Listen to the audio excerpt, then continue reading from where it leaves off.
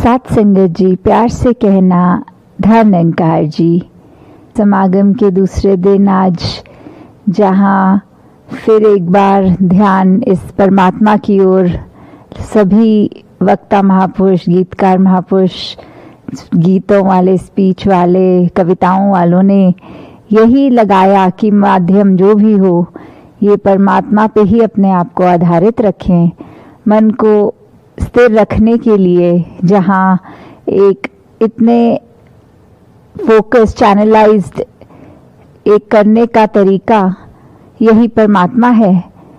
तो कैसे हम अगर अपने आप में सोचें कि कैसे जीवन काल में अगर देखते चले जाएं कि कोई अगर छोटा बच्चा हो, उसको कभी स्कूल के ईयर्स में पढ़ाई में थोड़े से अगर तैयारी बहुत अच्छी की हो और परिणाम में उतने अच्छे मार्क्स ना आए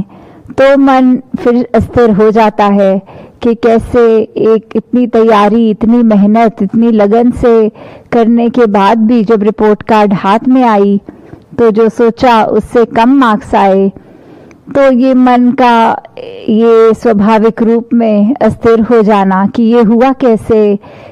और घर वालों ने भी हो सकता है कुछ कह देना ऐसा कि इतनी अगर पढ़ाई अच्छे से नहीं करी होगी तभी परिणाम खराब, और ये मन उस स्टूडेंट का व्याकुल होना कि सब पढ़ाई पूरी और इतनी प्रैक्टिस के बाद भी ये कम मार्क्स का आना, समझ जब ना आना, और फिर ये शिकवे परमात्मा से करना। और ऐसे ही अगर आगे चलें तो किस तरह अगर कोई रिश्ता किसी का किसी के साथ मुकम्मल ना हो तो किस तरह फिर एक ये कंप्लेंट्स मन में आना, एक इस तरह से कि जब तक तो सब ठीक था तब तो सब अच्छा लगना, और जैसे ही कोई बाधा आई उस रिश्ते में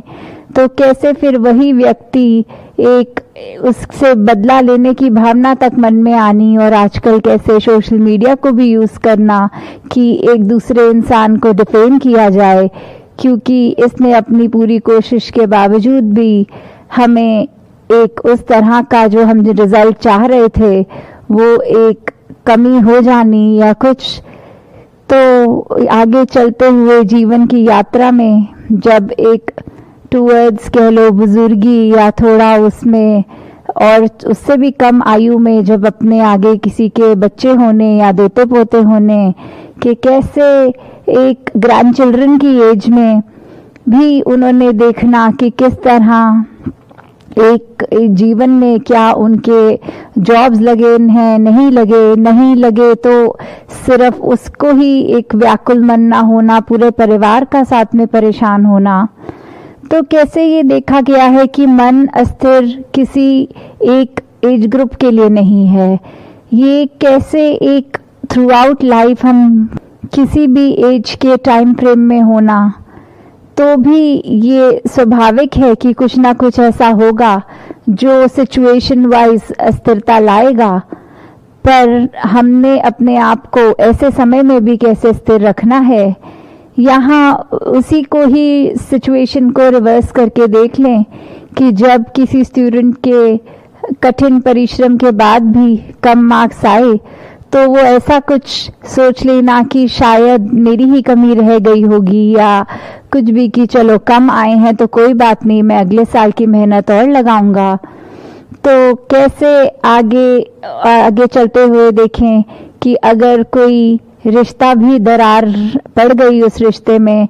तो कैसे मान लेना कि ठीक है, मैं दूसरे का पॉइंट ऑफ व्यू नहीं समझ पा रहा, दूसरा मेरा नहीं समझ पा रहा, तो इस चीज़ को एक हैप्पी नोट पे ही रखा जाए, कोई पुरानी अच्छी यादों को मन में बसाया जाए और उसी के साथ आगे चला जाए। और फिर आगे अगर किसी का फैमिली में देख रहे हैं कि ग्रैंड चिल्ड्रन में किसी की जॉब वाइज कोई दिक्कत आ रही है या आगे जैसे कुछ कल्चर्स में होता है कि ग्रैंड पेरेंट्स का एक ये थोड़ा सा अस्थिरता आ जाती है देख के कि एक सर्टेन एज में सर्टेन कार्य ग्रैंड चिल्ड्रन अगर नहीं कर रहे हैं तो उनका भी फिर उस तरह ये देखा गया कि अगर वो भी उस समय देखें कि ये परमात्मा की रजा में ही हो रहा है, इसी में ही कोई बेहतरी होनी है, तो वहाँ उनका मन भी अपने आप ही स्थिर हो जाएगा। तो कैसे ये स्थिरता हम हर सिचुएशन में ला सकते हैं, वही चॉइस की बात, वही विवेक की बात, वही चेतनता की बात, कि इसी के हेल्प से हम जब इस परमात्मा के अंदर इस तरह इससे अपनी एक मिला लेते हैं, ट्यूनिंग कर लेते हैं, तो फिर ये जो लिव जुड़ी है, ये फिर हर कार्य में हमें परमात्मा का ही एक कर्ता दिखाई देगा कि ये इसी के आश्रय हो रहा है, इसी के हुक्म में हो रहा है, तो उसमें सब फिर अच्छा ही दिखेगा। तो कैसे फिर इस परमात्मा का अगर हम आसरा लेंगे तो इसी का ही दिखेगा कि कर्ता भाव, ये हमारा परमात्मा ही सब कुछ कर रहा है, हम एकदम अकर्ता हैं। और उसी में हम देखें कि फिर एक अगर किसी से हमारे रिलेशनशिप्स भी हैं तो कैसे वो सुंदर होते जाते हैं। जैसे एक शायर ने भी कहा है कि दुश्मनी का सफ़र एक कदम दो कदम, तुम भी थक जाओगे हम भी थक जाएंगे। तो कैसे ये एक अगर दुश्मनी करी है किसी से तो उसका परिणाम सभी को पता है कि मन में जैसे ही एक नेगेटिव भाव दूसरे के लिए आए, तो अगर तो ये दो तरफा एक बात है, तो फिर एक कठोर वचन एक बोलता है, सामने से दूसरा बोलता है, तो ये अपना भी दोनों ने मन खराब करना और आसपास अगर कोई सुन रहे हैं उनको भी ये अनप्लेजेंट एक्सपीरियंस एक झेलना पड़ेगा। तो कैसे अगर ये एक तरफ एक भी समझदार हो तो दूसरा अपनी तरफ से तो एक दुश्मन बन के किसी का उसके लिए कुछ गलत बात बोल रहा है, पर वो ही अगर चुप हो जाए, शांत हो जाए, या आगे से एक यही अरदास परमात्मा से कि इसको समत बख्शो, इसके अंदर वो समझदारी बख्शो कि ऐसे वचन ना निकाले, तो कैसे वो बात जल्दी वहाँ पे ही थम जाती है। और अगर कोई ये भी सोचे कि कई बार देखा गया है कोई बहुत अच्छे अगर फ्रेंड्स एक टाइम पे और इतने साल बीच के कोई खटास की वजह से बात नहीं कर रहे, तो इतने साल वो व्यर्थ भी गवा दिए, और एक मन में कहीं ना कहीं वो ख्याल, क्योंकि अंदर से अगर एक केयर थी एक टाइम उनके लिए, तो वो उस तरह कायम भी रहनी, कुछ मन में आना कि एक फ़ोन उठा के कॉल की जाए, और फिर ये ईगो मन में आनी कि नहीं ये तो उसने ऐसा कहा था तो मैं नहीं ये करूँगा फ़ोन। तो कैसे एक या तो इतना भी प्रलॉन्ग अगर कुछ खिंचता है, अंत में वही होता है कि जब एक होना फिर इकट्ठे, तो फिर अपने आप में ये सोचना आपस में जब बात करनी कि हमने इतने साल तो व्यर्थ कर दिए, क्योंकि जहाँ ये नेगेटिव भाव आते हैं वो तब तक ही खड़े हो सकते हैं जब तक हमारा मन उनको अकोमोडेट करेगा। जिस पल इस मन में हमने परमात्मा को डाल लिया और फिर मन स्वच्छ हो जाता है, तो वहीं एक ख्याल भी आ जाना कि हम इतनी ही जिंदगी है, इतने ही वर्ष हैं हमारे, तो उसको किस तरह बिताया जाए,